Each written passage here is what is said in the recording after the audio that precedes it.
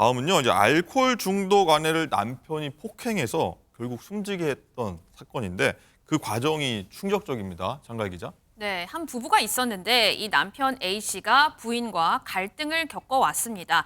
자신의 부인이 알코올 의존 증후군 때문에 육아 등 이런 일상생활에서 좀 어려움을 겪었기 때문인데요. A씨는 자신의 아내가 술에 취해서 자다가 이불에 이제 소변을 보자 손가락을 자르든지 아니면 이 4살 배기 아이의 등하원 시간을 제외하고 이 사슬로 목줄을 차라 이렇게 어우. 강요한 것으로 조사가 됐습니다. 이를 거부하자 아내를 잠옷 차림으로 집 밖으로 내쫓기도 했고요. A씨는 또 아내가 나가서 술을 못 마시게 하려고 실제로 아내 목에 목줄을 채우고 5.6m 길이의 쇠사슬 줄로 냉장고에 고정해서 감금한 것으로 나타났습니다.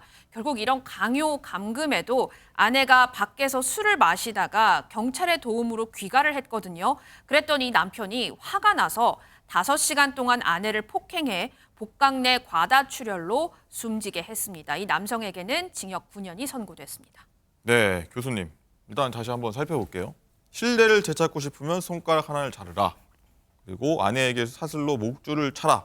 이렇게 행동을 하고 막 시켰어요. 이게 너무 결과만 보자고요. 너무 비인격적이었던 거 아니에요? 맞습니다. 가정폭력의 단계가 처음에 준다면 폭력이 있고요. 물리적 폭력, 물론 그 앞에 이제 어떤 여러 가지 욕설이 존재하지만 물리적 폭력이 있고 그 다음에 감금이 있고 그 다음에 특정한 형태의 어떤 무엇인가 자르라. 네. 신체 훼손.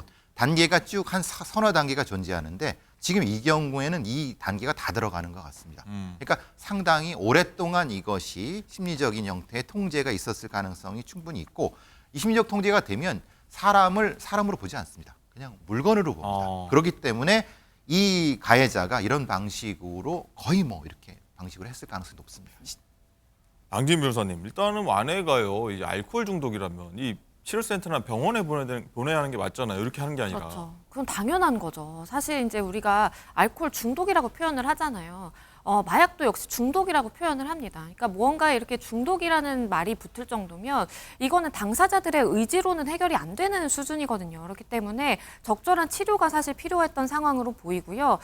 이렇게 정도로 이제 아내가 알코올 의존증이 심했다라고 한다면 남편의 입장에서 당연히 이제 아이도 있는 상황이다 보니까 아이가 같이 거주하고 있는 거주 공간에서 아내를 뭔가 분리시킨다라든지 어떠한 치료 센터로 간다라든지 이것이 상식적인 수준이지 그걸 본인이 해결해 보겠다라고 이걸 이렇게 쇠사슬까지 아이에게 앞에서 이렇게 하는 것은 너무 부적절한 상황으로 보입니다.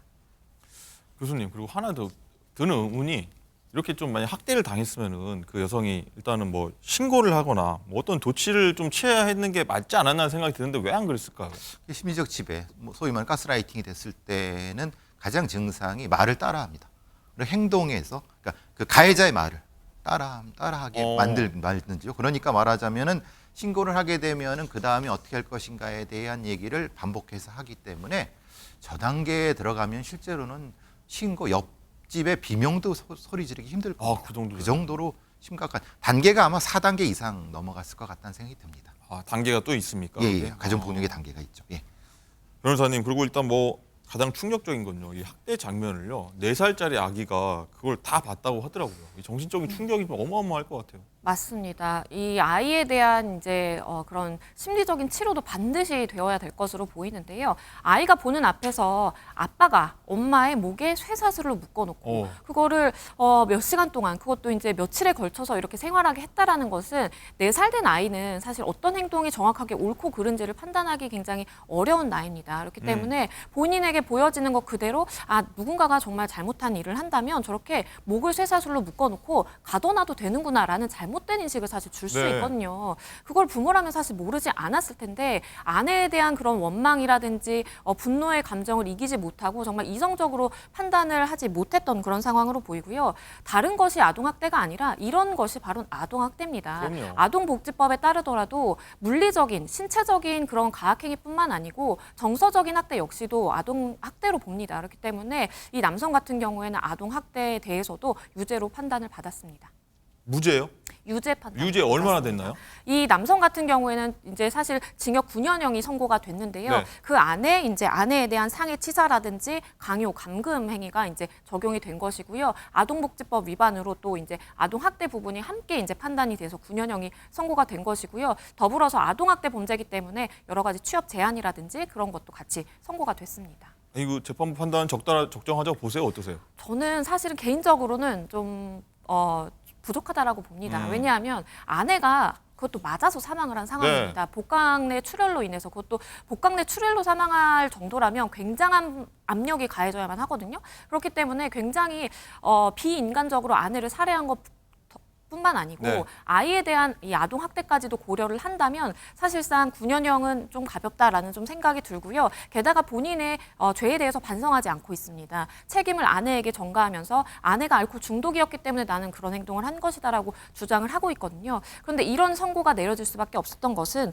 무엇보다도 아내의 이제 부모님, 유족이 이제 탄원서를 냈습니다. 좀 감형을 해달라라고 탄원을 했고요. 그리고 이제 아내의 알코올 의존증으로 말미암아서 이제 이렇게 분노를 다스리지 못하고 범행을 한 것도 참작이 됐기 때문에 9년형이 선고가 됐습니다. 교수님은 어떻게 보십니까? 반성 없다는데. 그러니까 반성이 없는 이유. 그 다음에 뭐냐면 아내의 알코올 의존증이 왜 생겼을까요? 사실 그거부터 따져봐야 되는 거예요. 그럼 남편한테 책임이 없을까요?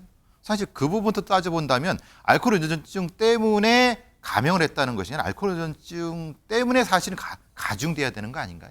남편이. 그리고 그 다음 부분에 아이한테 미치는 영향에 대한 것이라든가 아이에 대한 분리라든가 이런 부분들이 9년이면 너무나도 사실은 너무 작은 형이라고 생각을 하고 또 하나는 문제는 정확히 여러 군데 범죄에 대한 판단이 좀 미흡한 부분이 있습니다. 학대의 유형 자체, 그 폭력의 유형 자체를 각각의 판단한 것이 아니라 결국은 하나로 보고 그렇기 때문에 사실은 감형해 준다라는 방식으로 이거는 사실 적절하지 않다라는 생각이 듭니다. 네, 그럼 양지민 변호사님, 그 이번 사건의 가장 충격적인 장면이 사실 이 부분인데 설명 좀 부탁드릴게요. 네, 이게 사실 기소된 감금 범행은 1회에 그쳤어요. 그 목에 쇠사슬을 묶은 게 이제 1회였기 때문에 1회에 그쳤는데 무엇보다 충격적인 것은 아이가 나중에 이 엄마 목에 걸렸던 쇠사슬을 가지고 놀고 그 아유. 놀이를 따라할 정도로 굉장히 아이가 그러한 학대에 노출이 됐다라는 것이 굉장히 충격적이고요. 앞서서도 말씀을 드렸지만 4살 아이 같은 경우에는 이러한 행위를 적절하다. 누군가가 나에게 잘못한다라면 나는 이런 행동을 해도 된다라고 잘못 받아들였을 가능성이 굉장히 높기 때문에 이 부분에 대한 교육이라든지 치료가 반드시 되어야 된다고 생각합니다. 알겠습니다. 마음이 아픈 사건인데요. 이 4살 아들은 앞으로 좀 어떻게 살아갈지 굉장히 마음이 아픕니다. 자, 오늘 5궁금은 여기까지 하겠습니다. 말씀 모두 감사드립니다.